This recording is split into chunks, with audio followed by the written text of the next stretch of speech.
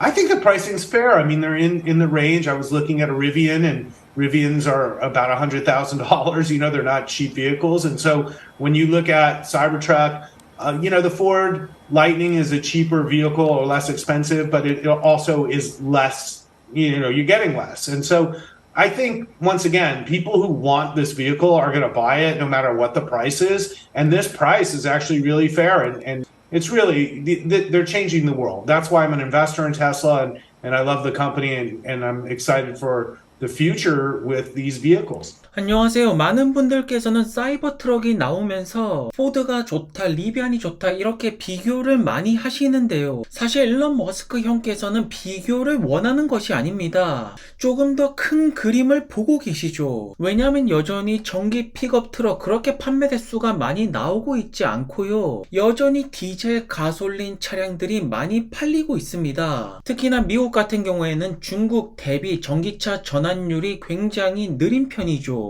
그래서 일론 형께서는 혼자서만 잘 먹고 잘 살겠다, 테슬라만 잘 나갈 거야가 아닙니다. 이번에 사이버 트럭을 공개하면서 48V 시스템을 굉장히 자랑하셨죠. 하지만 다른 미국 자동차 기업을 본다라면 전기차 기술력이 굉장히 부족한데요. 그래서 일론 형께서는 다른 경쟁 업체에게 48V 설계 문서를 공짜로 보내주고 있습니다. 그러자 포드의 CEO 짐 형께서 일론 형께 고맙다라는 인사를 전하고 계시죠. 다른 미국의 자동차 기업들도 48V 설계 도큐먼트를 가지고 조금 더 뛰어난 전기차를 만들 수가 있을 텐데요. 그렇다면 왜 테슬라의 일론 머스크 형은 힘들게 만든 기술력을 공유하고 있는 것일까요? 정답은 바로 여기에 있습니다. 현재 전 세계 전기차 판매량을 보시면 모델 Y랑 3 미국 전기차 기업은 테슬라밖에 없죠. 폭스바겐의 ID4를 제외한다면 중국 전기차 기업들로 도배가 되고 있는데요. 여기 사이에 테슬라 외에 다른 미국 전기차 기업이 받쳐줘야지 중국만큼 미국도 전기차 전환율을 빠르게 올려나갈 것이 아니겠습니까? 그래서 일론 형께서는 혼자만 잘 먹고 잘 사겠다라는 것이 아닙니다. 중국보다 더 나은 미국을 위해서 글로벌적으로 전기차 전환율을 높이기 위해서 기술력들을 계속해서 공유하고 계시는 것이죠. 과연 테슬라 외에 어떠한 미국 전기차 기업이 여기 목록에 들어올까요? 현재 테슬라는 미국 시장에서 이미 최고의 자리를 먹고 있는데요. 법인차가 되었던 렌터카가 되었든 최고의 선택은 테슬라의 모델 3라고 하고 있습니다. 그리고 중국산 모델 Y 같은 경우에는 가격적인 면에서 굉장히 우수성을 가지고 있고 한국에서도 엄청나게 팔리고 있는데요. 중국산 테슬라의 판매량은 매달 7만에서 8만 대 가까이 나오고 있습니다. 왜냐하면 현재 소비자들이 가장 중요하게 생각하는 것은 바로 가격이고 가격 대비 가장 성능이 좋은 것이 모델 Y가 아닙니까? 그렇기 때문에 모델 Y에 대한 가치가 엄청나다라는 뜻이 고요.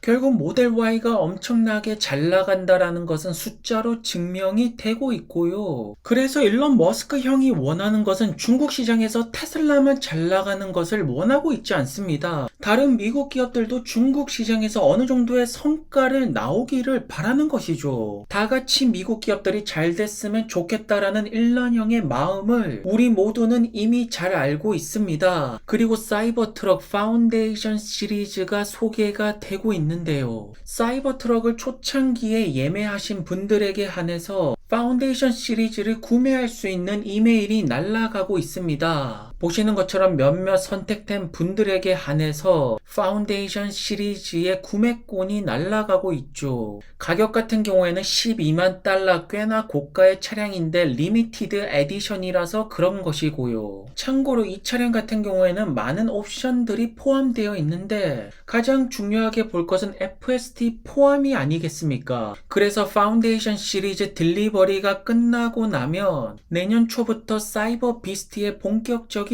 딜리버리가 시작될 것이고요. 현재 테슬라의 기가 텍사스에서는 사이버 트럭이 이제는 자연스럽게 보이고 있죠. 결국 근본적으로 더 많은 픽업 트럭이 전기차로 전환이 돼야 되고 그러려면 포드나 리비안이나 더 많은 판매량을 보여줘야 됩니다. 최근에 계속해서 테스트가 진행이 되고 있는 사이버 트럭인데요. 테슬라의 디자인 부서장 프란츠 형께서 사이버트럭의 빈 넘버 2번 차량을 받았다라고 하네요. 현재 사이버트럭의 인기는 굉장히 많고요. 이 인기가 결국에는 판매 대수로 이어지지 않을까 싶습니다. 사실 기술력 같은 경우에는 모델 3 Y를 통해서 이미 증명이 된 테슬라가 아닙니까? 그리고 웨이드 모드가 소개가 되고 있죠. 물속을 지날 때 주행할 수 있는 모드인데요. 지상고가 상승을 하고 배터리를 가압시키는 모드입니다. 기가 상하이에서는 세 번째 확장 공사를 준비하고 있다라고 하는데요. 이것이 결국 저가형 전기차를 현재 준비한다라고 많은 분들이 보고 계시죠. 최근에 일론 형께서 모델2에 대한 디테일을 조금씩 보여주면서 저가형 차량이 조금 더 빠르게 나오지 않을까, 내년이면 출시가 되지 않을까, 이런 이야기들 역시나 조심스럽게 많이 나오고 있습니다. 사이버트럭과 모델2가 테슬라 물량 상승에 굉장한 도움을 줄 것이고, 그렇다면 판매 대수는 자연스럽게 올라갈 것인데요. 앞으로 더욱더 기대가 되는 테슬라의 어닝이 아닐까 싶습니다.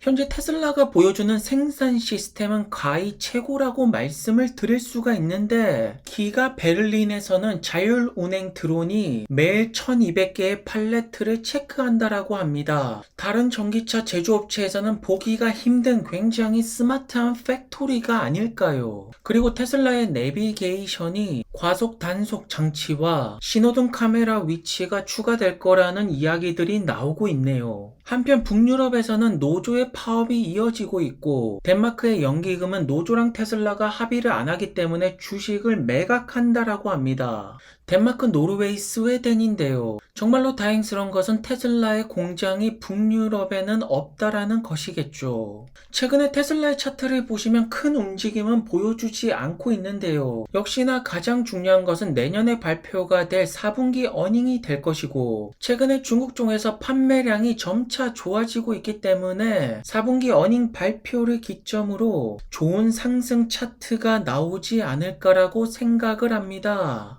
어쨌든 지금 수많은 기업들이 파산 보호 신청을 계속해서 하고 있고요. 이 어둠의 터널끝 역시나 이제 막바지에 오지 않았나 싶습니다. 사실 올해 같은 경우에는 대형주 위주로 큰 상승이 나왔죠. 하지만 다시 한 번 더 시장이 돈이 풀리기 시작하는 시점부터 테슬라는 그 누구보다도 큰 폭등을 가져올 만한 재료들이 계속해서 모아져 가고 있고요. 그리고 일론 형이 원하는 것은 미국 전체를 바라보는 것입니다. 다른 미국 자동차 기업들이 조금 더 따라오면서 받쳐주기를 원하는 것이겠죠. 3, 2, 1. He's done.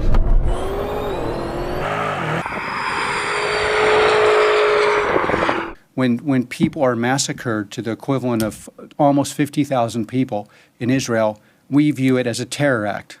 We call it terrorism. We supply our product to people who are fighting terrorism, and we have no problem with describing as it is or sticking up for our allies.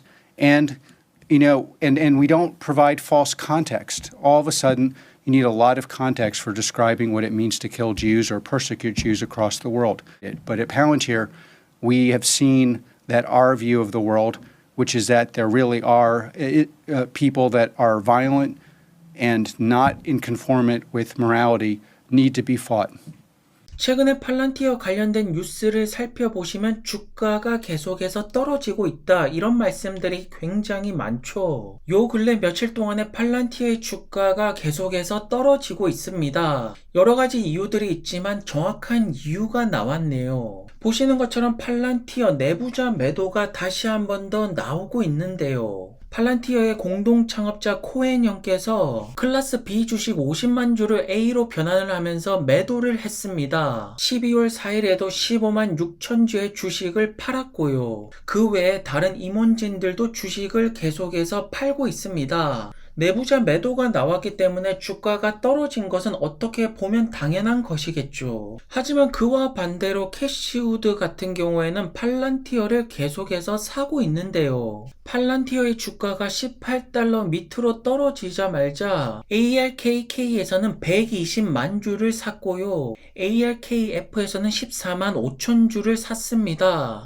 즉 월가가 바라보는 팔란티어랑 캐시우드가 바라보는 팔란티어의 그 밸류에 대한 관점이 조금은 다르다라는 것이겠죠. 물론 최근에 데이터 소유권 관련해서 주가가 떨어진 부분도 있지만 사실 미국 같은 경우에는 데이터 소유권에 대한 갈등은 전혀 없습니다. 이것이 미국이 아니라 다른 나라로 갈 때 데이터 관련된 분쟁이 생기는 것 같네요. 하지만 가장 중요한 점은 팔란티어의 플랫폼은 계속해서 배치가 되고 있고요. 과연 캐시우드의 판단이 맞을지 월가의 판단이 맞을지는 조금 더 지켜보시면 정답이 나오지 않겠습니까? 오늘도 좋은 하루 되시고요. 행복하시기를 바라겠고요. 구독과 좋아요도 부탁드리겠습니다. 그럼 감사합니다.